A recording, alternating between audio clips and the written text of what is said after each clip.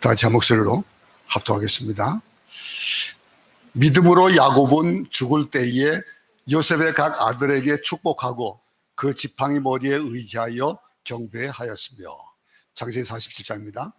이스라엘이 죽을 날이 가까움에 그의 아들 요셉을 불러 그에게 이르되 이제 내가 네게 은혜를 입었거든 청하노니 내 손을 내 허벅지 아래에 넣고 인내와 성실함으로 내게 행하여 애굽에 나를 장사하지 아니하도록 하라.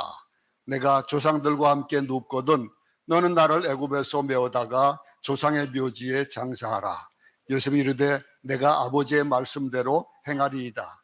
야곱이 또 이르되 내게 맹세하라 하며 그가 맹세하니 이스라엘이 침상머리에서 하나님께 경배하니라. 아멘.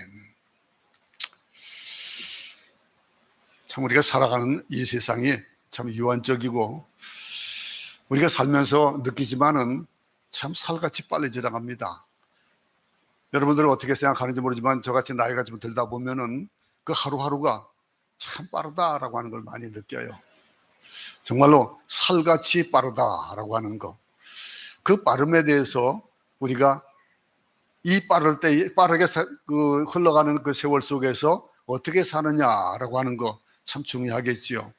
그런데 제가 기억하는 한 그런 그 기사가 있었는데 월간조선에 아마 한 10여 년도 한 20년 정도 전에 봤던 그런 기사를 잊어버리지 않습니다.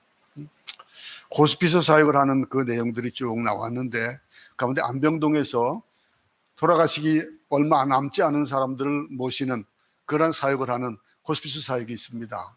그 사역에서 어떤 그 여인이 죽음을 앞두고 정말로 막 그저 울부짖는 그런 소리에 대한 얘기가 있습니다.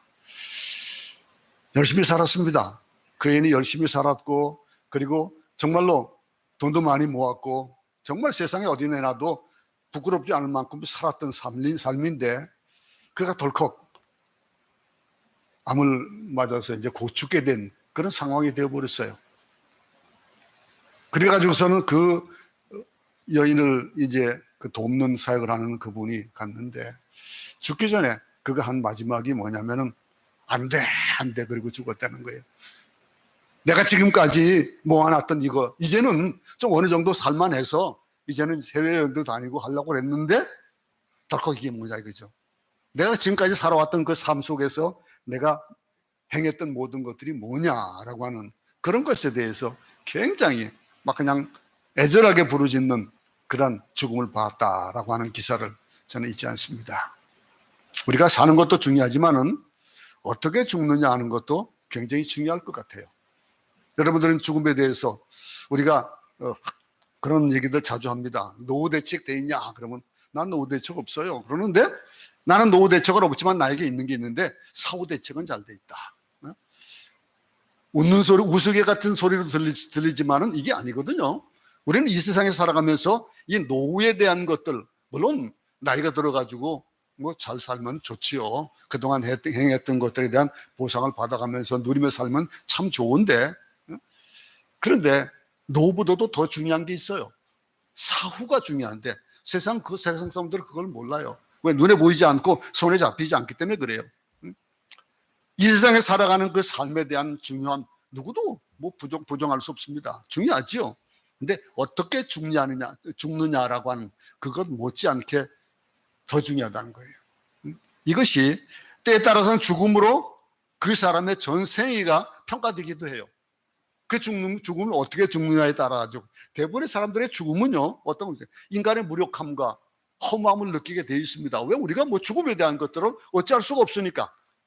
우리 힘으로 할 수 있는 것들이 아무것도 없으니까. 근데 믿음의 사람에게는 죽음을 우리는 잠자는 것에 비유합니다. 예수님께서 잠잔다라고 하셨듯이 그 잠자는 것 같이 잠을 평안하고 행복한 수고하고 애쓰고 노력한 것들을 잠을 통해서 회복하고 그런 이 잠을 깨고 나서 잘 잤다라고 하는 거 그거 참 느껴보십니까? 요즘은 저는 이제 그런 걸 잘 못 느껴보긴 하지만은 잘 잤다라고 하는 그러면 새로운 힘을 얻어서 나갈 수 있는 것들 이 신실한 그리스도인들은요 내일을 바라보는 거 피곤한 몸을 기쁘게 침대에 의지하고 자고 이 욥은 어땠습니까? 그거 잠자는 것이 괴로워가지고 아침에 해 뜨는 것이 그리워질 정도로 그렇게 애쓴다는 것을 요즘 욥기를 통해서 배우잖아요. 근데 이 부활의 새 아침과 영광스러운 보좌를 생각하면서 죽음을 맞이하는, 그 조용한 죽음을 맞이하는, 그 호스피스 그 사역을 하던 그분이 하는 내용 가운데 그런 죽음들도 있더라 이거죠. 어떤 죽음은 안 돼 하고 죽는 죽음이 있는가 하면은, 어떤 죽음은 가족들 다 모아놓고 한 사람 한 사람에게 미원을 하면서 신앙생활 잘하다가 천국에서 만나자, 그리고 기쁨의 얼굴을 가지고 죽는 사람들이 있더라는 거예요. 그리스도인들이 죽을 때 사망아 너의 이기는 것이 어디냐, 사망아 너의 쏘는 것이 어디냐, 이런 당당하게 죽음을 맞이할 수 있는, 그 죽음을 꾸짖을 수 있는 그런 죽음을 대한 자세, 여러분 어떻습니까? 내가 죽음을 맞이하는 그 상태가 어떤 거냐 이거예요. 예수 믿는 사람으로서 우리가 죽음을 어떻게 맞이하는 것이 좋을까? 어떻게 죽는 것이 정말로 아름다운 죽음일까? 죽음 앞에 두려움이 없고, 죽음 앞에 부끄러움 없고, 죽음 앞에 당황함이 없이 그 죽음을 맞이할 수 있다라고 하는 것, 승리의 개선가와 또 찬양을 부르면서 죽음을 맞이할 수 있다면은 그 인생은 정말 훌륭한 인생일 겁니다. 오늘 본문에도 마찬가지입니다. 보세요. 야곱이 31절에서 심상머리에서 하나님께 경배하니라 그랬습니다. 이 믿음으로 야곱은 죽을 때 요셉의 각 아들들에게 축복하고 그 지팡이에 의지하여 경배하였으며 라고 11장 21절에도 얘기를 하고 있습니다. 오늘 이 두 구절을 보면서 뭘 느낍니까? 경배하였다, 하나님 앞에 예배를 드린다, 예배입니다. 예를 들여서 드리는 경배예요. 그럼 우리가 교회 나올 때에 정말로 우리의 의상에서부터 또 우리의 자세라든가 이 모든 것들 그저 함부로 할 수 없는 그분 앞에 나온다라고 하는 것, 세상에 어디에서도 예를 드리는 겁니다. 제가 아주 참 잘 봤던 그런 미국 드라마가 있었는데, 거기에 그렇게 길게 된 거라서 한두 편밖에 못 보긴 했지만은 그 슈트라는 것이 있습니다. 변호사들의 삶에 대한 얘기들이 나오는데, 그분들이 옷을 가지고 그 사람을 평가하는, 그들의 입는 옷, 당신같이 그렇게 아름다운 옷을 입는 사람들하고 나같이 이렇게 작업복 입는 사람하고는 다르다, 이런 얘기를 하는 그런 것들도 나옵니다. 예를 갖춘다라고 하는 것. 근데 하나님 앞에서 예배를 드린다라고 하는 것, 이 말씀은 믿음의 조상이, 이 야곱이 죽음을 준비했다는 얘기예요. 우리는 어떻게 죽음을 준비하고 살아갑니까? 죽음을 준비한다는 것. 사람은 누구나 한 번은 죽는다 그랬습니다. 그 죽음 앞에서 우리는 자유로울 수가 없습니다. 누구는 특별하게 나는 안 죽는다라고 할 수 있는 사람이 아무도 없다는 거예요. 죽음에 직면할 때의 모습에 따라서 두 부류로 분류할 수 있을 겁니다. 한 부류는 절망으로 죽음을 만나는 사람과, 또 한 부류는 기쁨으로 죽음을 맞이하는 사람, 믿음으로 죽음을 맞이하는 사람, 이 두 가지 부류 가운데서 나는 이라는 질문을 해볼 수 있을 겁니다. 항상 우리는, 제가 말씀드리죠, 말씀을 들으면서 나는 이라고 하는 그런 질문을 들을 수 있기 바란다라고 하는 것. 성경에서 말씀하는 이 믿음의 사람들을 볼 때에 우리는 그 믿음의 본이 이렇게 있으니까 그 본, 성경에서 말하는 그 말씀의 본을 따라서 나는 이라고 하는 적용해 볼 때에 거기에는 좌가 되고 우가 될 수 있다라고 하는 거예요. 나는 성경의 가장 극적인 삶을 살았던 사람을 오늘 소개하고 있잖아요. 이 욥이 그럴 겁니다. 인생에서 많은 우여곡절을 겪었던 사람이에요. 예외 없이 그도 죽음을 직면했습니다. 나이가 들면 죽음을 맞이할 수 있는 거예요. 제가 얼마 살지 모르겠습니다. 근데 제 앞에도 분명히 여러분보다 더 먼저 나는 그 죽음을 맞이하겠지요. 이 죽음이라는 거, 그의 삶에 대해서 그는 어떻게 고백했었습니까? 그가 바로 앞에서 자기의 삶에 대한 고백을 하면서 뭐라고 얘기했습니까? 나는 나그네의 삶을 살았다. 나그네 삶을 살았는데 나는 정말 험악한 삶을 살았다. 그렇게 고백하잖아요. 이 세상 살면서 험악하게 살았던 야곱은 어쩌다가 이런 고백을 하게 됐을까요? 야곱은 자기밖에 모르는 이 죄 많은 현대인의 모습을 잘 대변해주는 그런 삶을 살았어요. 태어나면서도 고집세고 이기적이고, 잘하면서 자기에게 필요한 대로 거짓에 능통하고 목적을 위해서는 수단과 방법을 가리지 않고 그래도 삶이잖아요. 이 야곱의 인생을 보면요, 우리가 특징은 한 세 가지 특징을 바라볼 수 있겠지만은 그 가운데서 본이 되는 특징도 있을 수 있을 것이고 본이 되지 못하는 특징이 있을 거예요. 그는 명분을 아는 사람이에요. 어떤 것들이 살아가면서 축복이고 명예가 뭔지를 알았던 사람이에요. 그러다 보니까 형 에서를 속이고 팥죽 한 그릇에 장자권을 빼앗았던 그런 사람입니다. 비록 도둑질에서 얻은 장자권이지만 그것이 소중한 것이다라고 하는 거, 안다라고 하는 거. 근데 우리가 무엇이 소중한지 아는 얘기예요. 장자권이라는 건 눈에 보이는 거 아닙니다. 손에 잡히는 거 아닙니다. 근데 그가 그렇게 했던 것들을 본다면 나는 무엇을 중요하게 여기고 내가 무엇을 추구하고 사느냐, 어떤 명분이 내게 필요하냐라고 하는 것. 또 한 가지는요, 그는 사랑을 아는 사람이었잖아요. 여러분들 사랑을 얼마나 압니까? 이 사랑이라고 하는 것, 한 여자를 얻기 위해서 14년을 수일처럼 보낸 그런 집념의 사람이에요. 한 여자를 위해서 14년 동안 자기 생애를 투자할 수 있다면 그 남자 멋진 남자 아닙니까? 어떻습니까? 인간적으로 볼 때 야곱은 사랑을 아는 진짜 남자였던 거예요. 그죠? 무엇을 사랑해야 될지 우리는 잘 알아야 될 것이지만은 어쨌든 그는 또 뭘 알았습니까? 돈도 재물도 그게 얼마나 중요한지 알았던 사람이에요. 그 누려봤던 사람이에요. 돈의 위력을 알고 재물의 소중함과 유용성을 아는 사람이었기에 삼촌 나반의 집에 있으면서 그러면서 어떡합니까? 참 양과 소를 합리적인 방법으로 취하고 그러면서 그 삶 아무도 비난할 수 없는 방법으로 라반의 가축 일부를 자기의 것으로 만들었어요. 그리고 야곱은요, 명분과 명예를 알았고 사랑을 알았고 돈과 재물을 안다. 이거를 어디에 비교해 볼 수 있을까요? 현대인의 삶이 아닐까요? 현대인의 삶하고 똑같아요.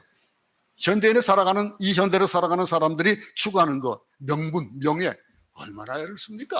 얼마나 노력을 합니까? 그런가 하면 사랑을 얻기 위해서 또 그리고 재물을 얻기 위해서, 돈과 재물을 얻기 위해서 정말로 아등바등 살아가는 현대인의 사람들과 너무나도 같은 그런 삶을 살았던 사람입니다. 근데 문제는 그에게 그렇게 살아왔는데 평안한 날이 없었다는 거예요. 잠시 쉴 수 있는 사랑도 없고 돈도 재물도 막 없고 비록 뭐 도둑질한 거지만 장자의 명분도 얻어서 부족함이 없는 듯 했는데 사실은 불안하고 쫓기는 삶.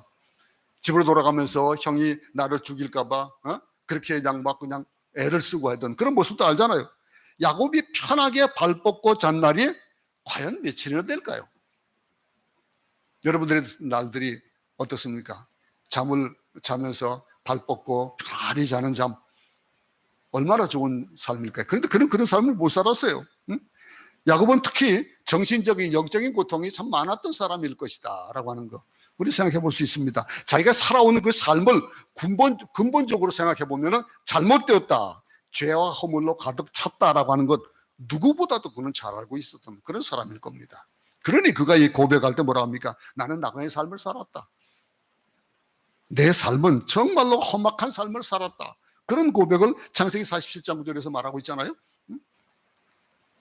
여러분들이 살아온 날들이 좀 다 다르지요. 근데 지나온 날들을 보면서 나는 어떻게 살았나, 우리 삶이 어떤 삶이었느냐라고 하는 것들. 근데 그 삶을 내가 어떻게 살았던 건 내가 다 잘 알아요. 어떤 삶을 살았냐. 제가 살아오면서 참 아내에게 제대로 해주지 못했어요. 어제 그런 얘기를 했다고 그러더라고요. 식구들이. 목사님은 장가를 참 잘 갔대요. 맞아요. 제가 인정합니다. 근데 제 아내가 물었대요. 나는 그랬대요. 그랬더니 대답을 안 하더래. 세상적인 관점을 보면 분명히 시집 잘못 왔죠. 나 같은 사람한테 와가지고 이 고생하고. 근데 제가 뭐라는 줄 알아요? 제 아내한테 무슨 소리야, 너 당신 나한테 시집 잘하지. 내가 이게 필리핀까지 비행기도 몇 번 태워줬어. 수십 번을 비행기 태워주고 이곳에 외국에 나와가지고 살게도 하고 이런 좋은 환경에서 우리가 있지 않냐 이런 얘기를 해주거든. 그런데 세상적인 성공과 또 영적인 성공을 비교해 볼 때는 다르다는 거죠. 전 그래도 한 점 부끄러움 없습니다. 제 아내에게 주어진 것, 남편을 잘 만났다, 결혼을 잘했다라고 할 수 있는 거 맞아요. 그 사모만큼 복된 게 어디 있어요. 물론 거기에는 육적인 것, 세상 것은 정말 너무나 볼품이 없어요. 근데 그것을 얘기할 수 있는 것, 여러분들의 삶은 어떻습니까? 야곱은요, 야복강가에서 천사를 만났습니다. 만났을 때 어떻게 했습니까? 그는 아주 심각하게 씨름을 했어요. 왜 그랬을까요? 천사를 붙들고는 뭐하라고 했습니까? 축복해달라고 해요. 축복해주지 않으면 나는 못 놓겠다, 이렇게 매달렸던 거예요. 그의 허벅지 관절을 탈골시켜서까지 그걸 어떻게 했습니까? 그 부러뜨렸는데도 놓지를 않았어요. 그러자 결국 천사는 야곱에게 이스라엘이라는 새로운 이름을 부어줬습니다. 축복하고 그렇게 떠났어요. 이스라엘은 하나님과 겨루어 이겼다라고 하는 그런 뜻이잖아요. 여러분, 얼마나 그렇게 이 삶 가운데서 그런 것을 가지고 산, 야곱은 하나님께 은혜를 받는 것까지도 이렇게 인격적으로 한 것이 아니고 인간적으로 삶을 살았어요. 하나님을 만나는 것도 그래요. 허벅지 관절을 그냥 부러지면서까지 천사를 놓아주지 않고 축복을 받은 것. 또 그런가 하면은 장자의 명분을 훔쳐서 이삭의 축복을 자기 것으로 만든 것. 이 모두 인간적으로 애쓰고 애씀으로 인해서 얻었던 것들. 그 결과는 뭐였습니까?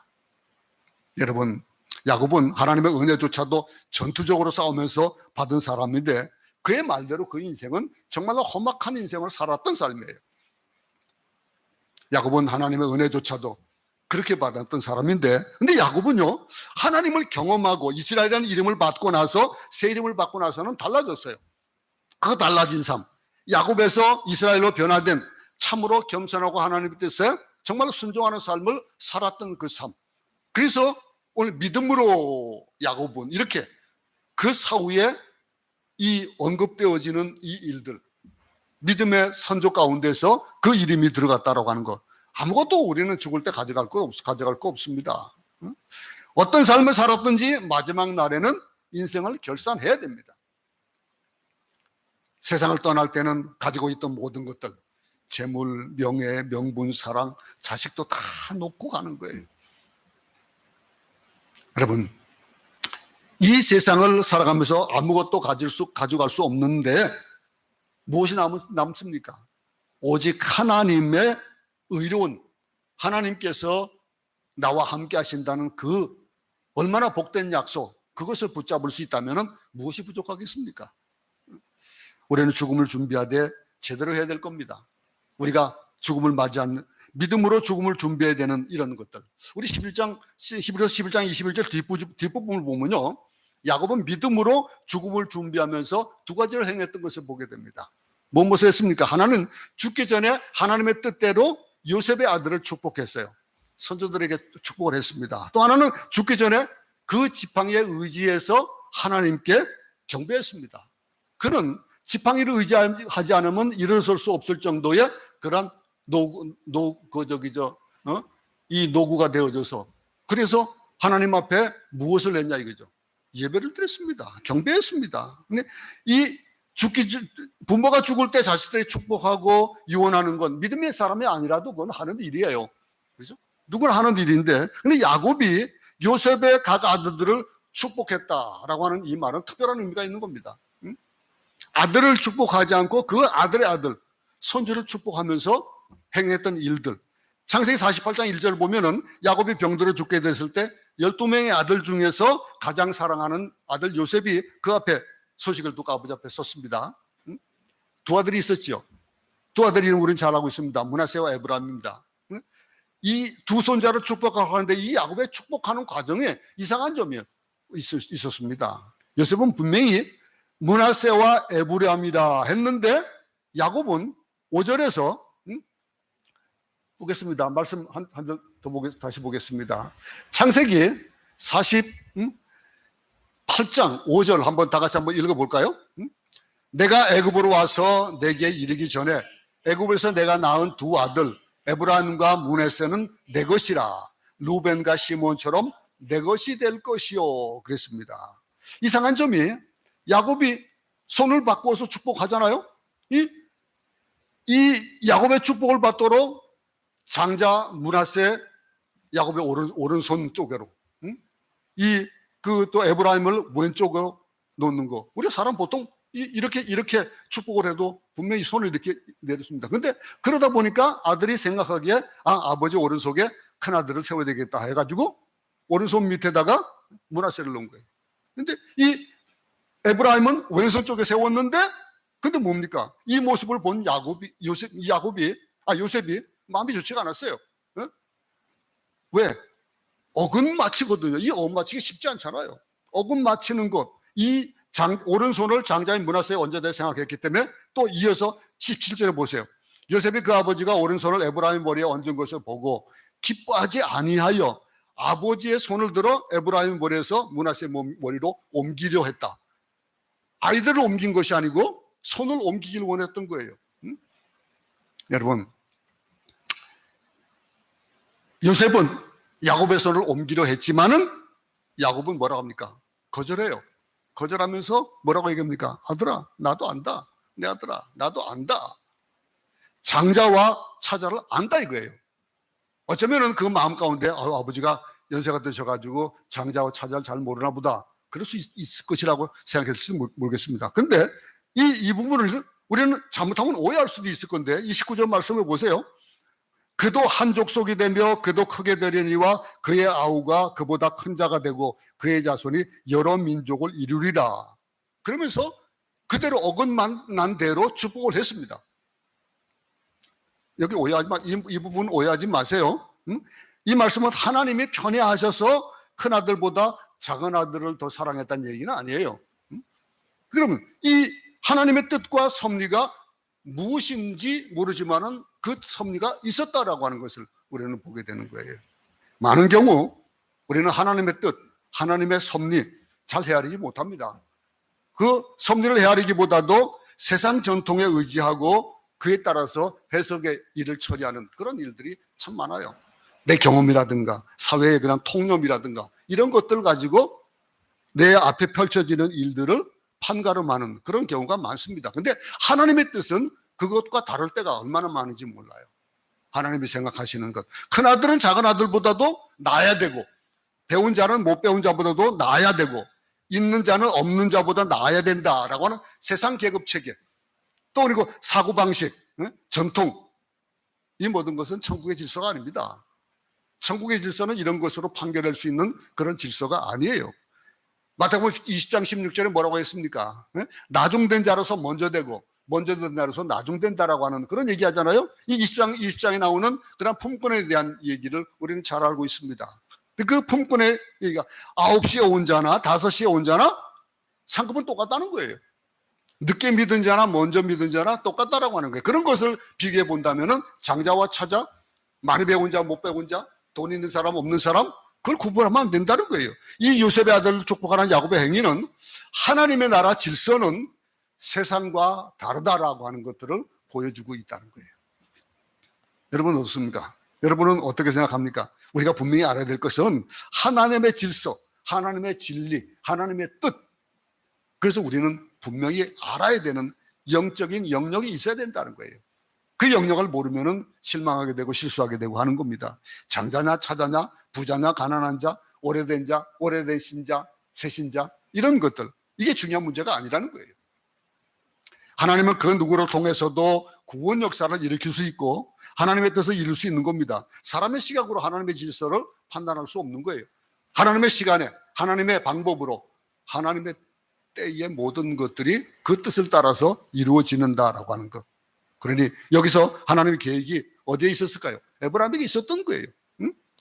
에브라임을 축복해 주기 원하셨는데 야곱이 그 뜻을 깨닫고 인간의 전통과 질서를 초월해 하나님의 뜻을 순종한 거예요. 근데 이해가 안 되겠죠. 요셉의 마음에는 이해가 안 되겠죠. 왜 그럴까? 젊었을 때 혹시 자기 뜻대로 살았을지라도 죽음 앞에 서기 전에는 하나님의 뜻에 순종하여 하나님의 뜻을 이루어드리고 세상을 떠나야 된다라고 하는 거. 이런 것들은 우리는 다시 한번 생각해 봐야 될 겁니다. 내가 지금까지 어떻게 살았더라도 지금부터 어떻게 사느냐가 중요하다는 거죠. 어떤 믿음을 가지고 살아야 되느냐. 젊었을 때 반항했다? 그러면 그걸로 족한 거예요. 더 이상 반항하면 안 되는 거예요. 나이 들어서 죽어서까지 그런 인생을 살아서는 안 되잖아요. 알면서 행하는 모든 죄악들, 그것만큼은 큰 잘못이 어디 있습니까? 만약에 지나가다가 돌뿌리가 있는데 거기에 넘어졌다, 치여서 넘어졌는데 그것을 어떻게 하겠습니까? 다음번에는 돌아가요. 잘못된 것들은 그렇게 깨닫는데 그냥 아무 생각 없이 나가다 보면 어떻게 됩니까? 또 걸려서 넘어질 수 있는 거예요. 우리가 나이 들어서까지 이런 마지막을 맞을 수는 없잖아요. 근데 세상을 초월해서 하나님의 뜻대로 살다가 모든 것을 놓고 깨끗하게 하나님 앞에 갈 수 있는 준비를 미리 하는 그런 삶이 우리에게 있어야 되겠다라고 하는 것을 오늘 본문에서도 우리는 이 적용점으로 삼을 수 있을 겁니다. 어떤 사람은요, 평생 모은 재산을 자식들에게 주지 않고 사회단체에 기부하거나 아니면 어떤 선교단체에 기부하거나 교회에다가 헌금하고 가는 사람들 많이 보잖아요. 그 재물 때문에 그 자녀들이 잘못되어지는 걸 원치 않는다라고 하는 거. 그걸 아는 사람들이. 그래서 이 많은 선교단체들이 이런 사람의 기부금을 가지고 오랫동안 명맥을 유지해오는 그런 일들을 보게 되는 겁니다. 여러분, 우리의 남은 생애를 어떻게 마칠 것인가 라고 하는 것들을 오늘 이 야곱을 통해서 배울 수 있기 바랍니다. 그렇게 살아야 돼. 이 하나님의 뜻에 순종했던 야곱, 그래서 므낫세와 에브라임을 축복할 때 손을 옷 맞춰서 옷 놓고 엇갈려서 놓았던 것, 오직 하나님의 약속하신 그 땅으로 야곱이 죽음을 준비하면서 행한 것이 또 하나 있어요. 그게 뭘까요? 히브리서 11장 21절에 나오듯이 그는 지팡이 머리에 의하여 하나님을 경배했습니다. 창세기에도 야곱이 죽음을 앞에 두고 하나님께 경배하는 내용이 나옵니다. 다 같이 한번 또 우리 본문 읽었던 그 본문 한번 읽어보겠습니다. 시작. 이스라엘이 죽을 날이 가까우매 그의 아들 요셉을 불러 그에게 이르되 이제 내가 내게 은혜를 입었거든 청하노니 내 손을 내 허벅지 아래에 넣고 인애와 성실함으로 내게 행하여 애굽에 나를 장사하지 아니하도록 하라. 내가 조상들과 함께 눕거든 너는 나를 애굽에서 메우다가 조상의 묘지에 장사하라. 요셉이 이르되 내가 아버지의 말씀대로 행하리이다.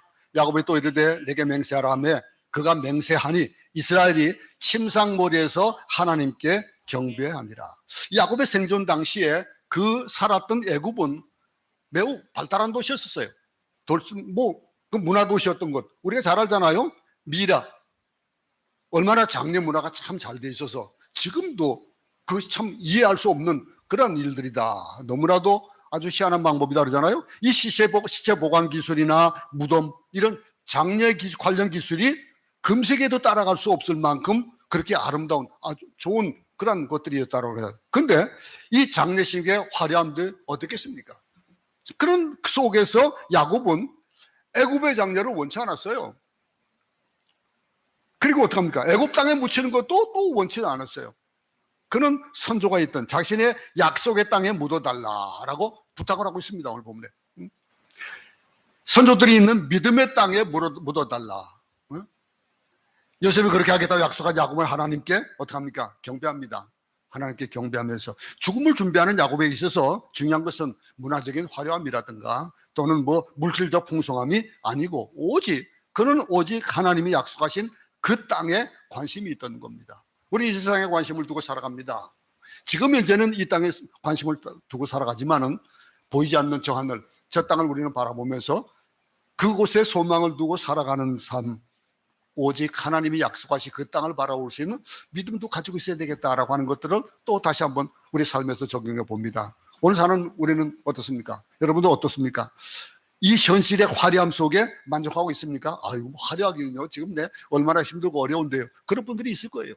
그런 속에서 당신이 가야 될 약속의 땅, 여러분들이 가야 될 약속의 땅, 내가 가야 될 약속의 땅을 얼마나 생각하고 삽니까? 잘 생각하지 못합니다.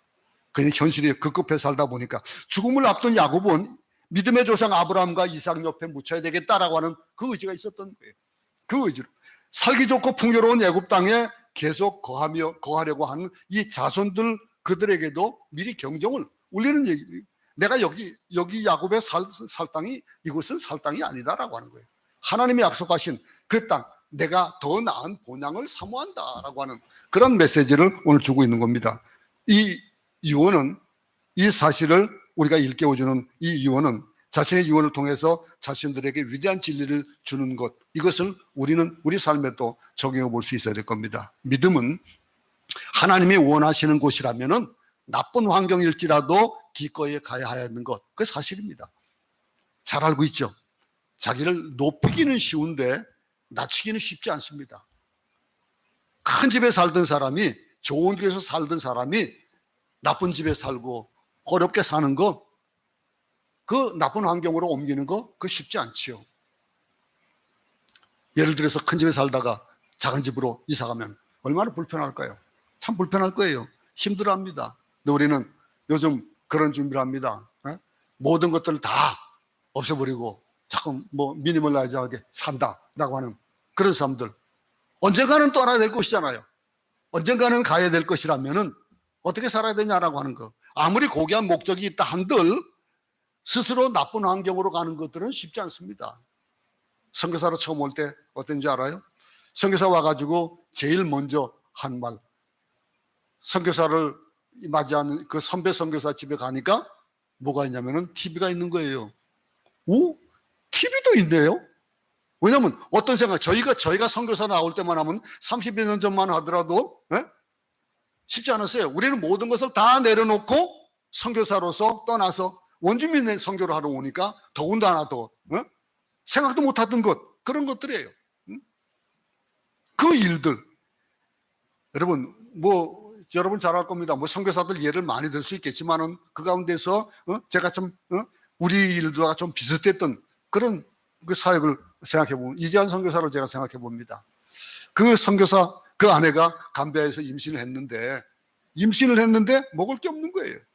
당시에 그 이재한 선교사가 가가지고 사역하던 그 사역을 아마 여러분들 잘 알 거예요. 근데 돈이 있어도 사 먹을 것이 없는 것. 지금 요즘도 마찬가지입니다. 우리도 뭐 마찬가지지만은. 근데 요즘은 그래도 여러분 얼마나 좋습니까? 한국 음식 어디 가도 다 돈만 있으면 사요. 그죠? 뭐 없는 거 없이 다 하자.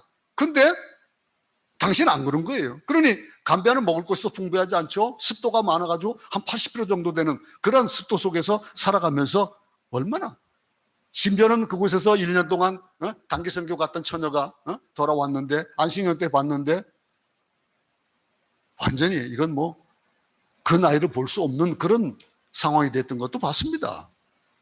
여러분, 이들이 무엇 때문에 전도 열매도 그렇게 많지 않은 거예요. 별로 없는 곳에서 평생을 이렇게 살았을까요? 왜 그렇게 살았을까요? 예수 그리스도의 명령 때문에, 주님 때문에 그런 것 아니겠습니까? 그러면 그가 바라봤던 것, 약속의 땅, 믿음은 하나님을 위해서 우리 자신을 더 낮은 곳까지 인도해 주는 것이 믿음이라는 거예요. 아무 불평 없이 불만 없이 그 일을 할 수 있냐라고 하는 것. 왜 나를 이곳에 보내가지고 왜 나를 그렇겠습니까? 그렇겠습니까? 우리 본문 한 구절 더 보겠습니다. 여러분 잘 알고 있는 말씀인데 빌립보서 말씀 한번 보겠습니다. 빌립보서 2장 6절부터 8절 말씀 한번 다 같이 보도록 하겠습니다. 시작. 그는 본본 하나님의 본체시나 하나님과 동등됨을 취할 것으로 여기지 아니하시고 오히려 자기를 비워 종의 형체를 가져 사람들과 같이 되었고 사람의 모양으로 나타나셨음에 자기를 낮추시고 죽기까지 복종하셨으니 곧 십자가에 죽으십니다. 신앙은 아니라는 것을 추구하는 것은 아니에요. 신앙은 물론 하나님께서 믿음 생활 잘하면은 우리에게 평안함도 안일함도 주셔요. 근데 예수님처럼 자신을 쪼개서 가난한 사람, 어려운 사람, 그 도움이 필요한 사람들을 찾아서 자신을 내주고 복음을 전하는 것. 신앙의 궁극적인 목표는요, 개인의 행복과 안일이 있는 것이 아니에요. 그 평안에 있는 것이 아니에요. 우리에겐 더 나은 본향이 있다고 하는 거예요. 인정하십니까, 여러분? 그래서 바라볼 수 있는 눈이 있길, 그 눈이 없다면 한번 하나님 앞에 간절히 간구하시기 바랍니다. 그런 눈을 나에게도 주세요. 응? 나는 지금 아무리 생각해도 이것이 내 손에 잡히지도 않고 보이지도 않는 거라서 나하고는 아무 상관없는 것 같은데 하나님 나에게 그것을 바라볼 수 있는 영안을 주세요. 기도해야 될 거 아니겠습니까? 언젠가 죽을 때 우리는 기쁘게 죽어야 됩니다. 찬송을 부르면서 후회 없이 평안하게 죽어야 되는 거예요. 그러면 이 땅에서는 어떻게 살을까요? 좀 고생하더라도 의를 추구하며 살아야 되지 않겠습니까?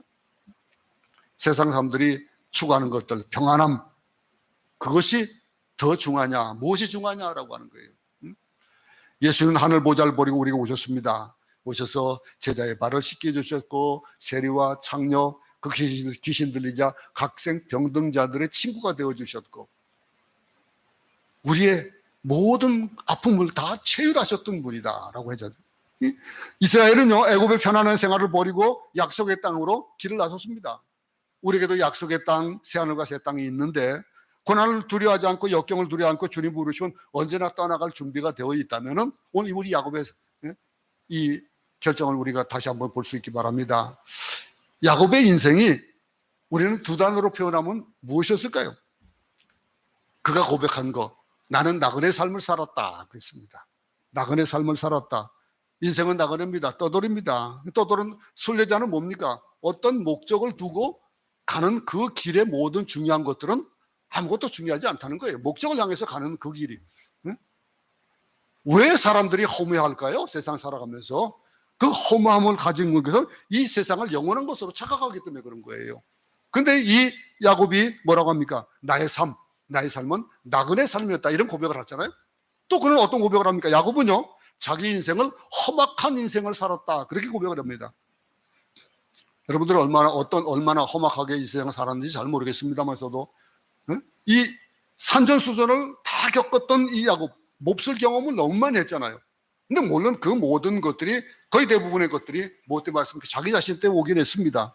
근데 그러면서 이스라엘이라는 이름을 받고 저는 죽음에서 살아났습니다. 그러면 나그네였고 험악한 인생을 살았던 야곱에게 남은 것은 무엇일까요? 그에게 남은 것, 죽음 앞에서 인생을 정리하면서 그러면서 그에게 남은 것은 바로 하나님의 약속이었다라고 하는 거예요. 그거 바라보는, 결국 남은 것은 하나님의 신실함입니다.